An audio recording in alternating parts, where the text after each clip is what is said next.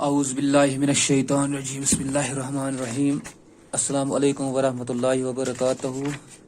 प्यारे बच्चों, अस कर ओतर स्टार्ट कर डिफरेंट काइंड ऑफ स्कूल मुख्तलिफ किस्म का स्कूल। यह पूरा कंप्लीट मोक सबक तो वह अमिक word meaning kind plump responsible at play hopeless lame day इथे कना misfortune their eyes are bandaged are on their honour mystery thoughtless awful trouble come gradually हम अमिक वर्ड मीनिंग तो हम लिखो पे कॉपी पे अमिक मीनिंग दिख अमिक मीनिंग प्रत कह दिख मतलब काइंड गो gentle and considerate towards the others plump गो सॉल्ट प्लेज fat responsible aware of one's duties at playing इथे कना मीनिंग दिख तो एम पत दोम part A put the sentence from the story in the right order and write them out in a paragraph। यह निम जाय क्या लाइन दिख हम orderly on that बनावन I shall be I shall be so glad when today is over, having a leg tied up and hoping about the crunch is almost fun, I guess. I do not think I will mind being deaf for a day, at least not। यम दिख यम line हम कर orderly बनावन गोड क्या अगर तुम पर्मुत सबक याद जहन थोमुत गोड लिखुन अम जाए let us go for a walk. ठीक है, let us go for a walk I shall be so glad when today is over. ठीक है, त्रेम पत the other bad days can't be half as bad as this is. ठीक है, यह गोड लिखोस यह ठीक है गोड लिखोस let us go for a walk. दोम लिखोस it shall I shall be so glad when the गोस दोम टू।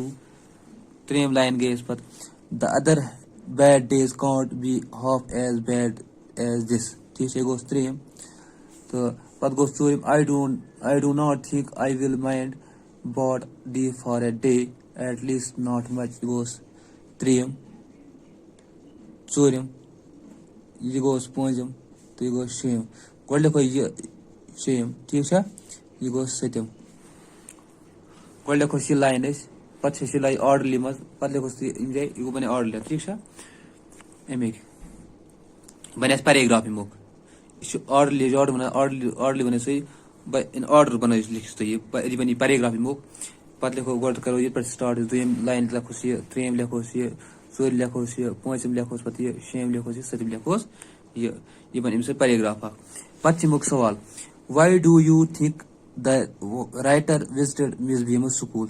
तुम क्या सोचा कि राइटर सोस और विजिट करने जरूरत। क्वेश्चन में लिखिम जाए the writer had heard a lot of about the simple teaching of Miss Beam's school.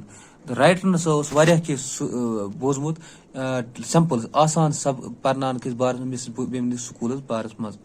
He visited to see everything with his own eyes।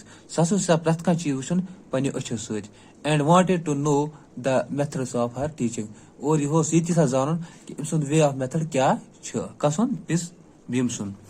Question number जुशेमुक what was the game that every child in the school had to play.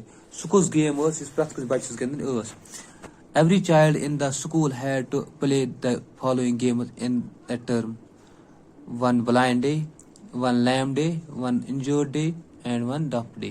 प्रत कस बच्चे पन वाल पे पन game गिंद एक दोस गिंद तमिस blind day अंधे का दिन, लंगड़े का दिन, जख्मियों का दिन, बेस एक दो बनावन यह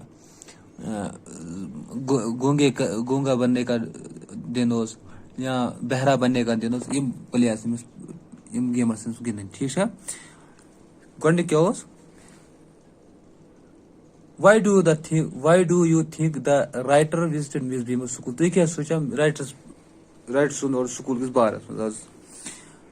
The writer had heard Amas बोजमुत a lot of about the simple teaching of Miss Beamer's school। He visited to see everything with his own eyes and and wanted to know the method of her teaching. تٔمۍ ہسا اوس بوٗزمُت تَتھ اَتھ school کِس بارَس منٛز واریاہ کینٛہہ أمِس بیٚیہِ سکوٗل بیٚیہِ اَتھ بارَس منٛز کہِ أمۍ سٕنٛز سِمپٕل ٹیٖچِنٛگ کِس بارَس منٛز مگر تٔمِس سُہ ہسا اوس پرٛٮ۪تھ کانٛہہ چیٖز آسان پنٛنہِ أچھو سۭتۍ وٕچھُن تاکہِ مےٚ گژھِ یقیٖن کہِ بیٚیہِ ہسا گژھِ مےٚ یہِ تہِ زانہٕ بہٕ کہِ تٔمۍ سُنٛد وے آف میتھڈ کیٛاہ چھُ. دوٚیِم چھُ what was a game that every child in the school had to play. سُہ تِم کٕم گیمہٕ ٲسۍ یِم پرٛٮ۪تھ کٲنٛسہِ بَچَس ٲسۍ پنٛنہِ اَتھ سکوٗلَس منٛز گِنٛدٕنۍ. Every child in the school had to play the following games. پرٛٮ۪تھ کٲنٛسہِ بَچَس ٲسۍ یِم گیم گِنٛدٕنۍ اِن اے ٹٔرٕم پنٛنِس وارِ پٮ۪ٹھ.